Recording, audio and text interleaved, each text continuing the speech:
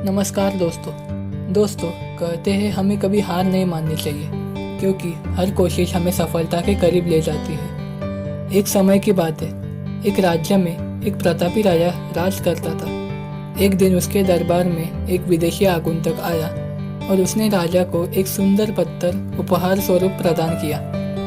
राजा वह पत्थर देखकर बहुत प्रसन्न हुआ।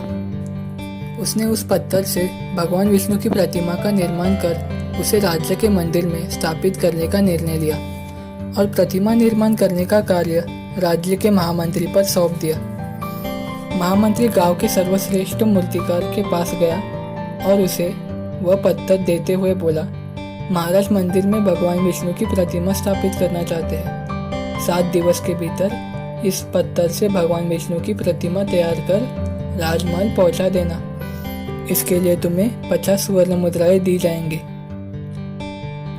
50 स्वर्ण मुद्राओं की बात सुनकर मूर्तिकार खुश हो गया और महामंत्री के जाने के उपरांत प्रतिमा का निर्माण कार्य प्रारंभ करने के उद्देश्य से अपने औजार निकाल लिया। अपने औजारों में से उसने एक हथौड़ा लिया और पत्थर तोड़ने के लिए उस पर हथौड़े से वार करने लगा, किंतु पत्थर जस का तस रहा। मूर्तिकार ने हथौड़े के कई वार पत्थर पर किए, किंतु पत्थर नहीं टूटा। 50 बार प्रयास करने के उपरांत मूर्तिकार ने अंतिम बार प्रयास करने के उद्देश्य से हथौड़ा उठाया, किंतु यह सोचकर हथौड़ा पर प्रहार करने के पूर्व ही उसने हाथ खींच लिया कि जब 50 बार वार करने से पत्थर नहीं टूटा तो अब क्या टूटेगा।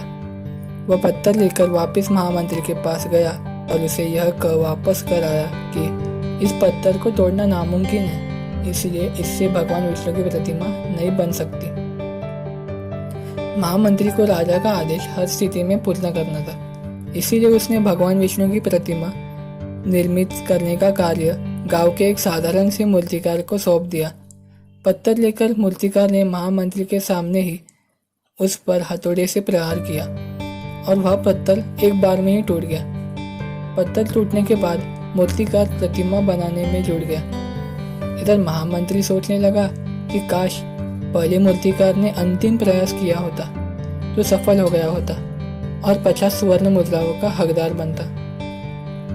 मित्रों, हम भी अपने जीवन में ऐसी परिस्थितियों से दो चार होते रहते हैं। कई बार किसी कार्य को करने के पूर्व ही या किसी समस्या के सामने आने पर उसका निराकरण करने के पूर्व ही हमारा आत्मविश्वास डगमगा जाता है और हम प्रयास किए बिना ही हार मान लेते हैं। कई बार हम 1-2 प्रयास में असफलता मिलने पर आगे प्रयास करना छोड़ देते हैं, जबकि हो सकता है कि कुछ प्रयास और करने के बाद वह कार्य पूर्ण हो या उस समस्या का समाधान हो। यदि जीवन में सफलता प्राप्त करनी है तो बार बार असफल होने पर भी तब तक प्रयास करना नहीं छोड़ना चाहिए जब तक सफलता नहीं मिले।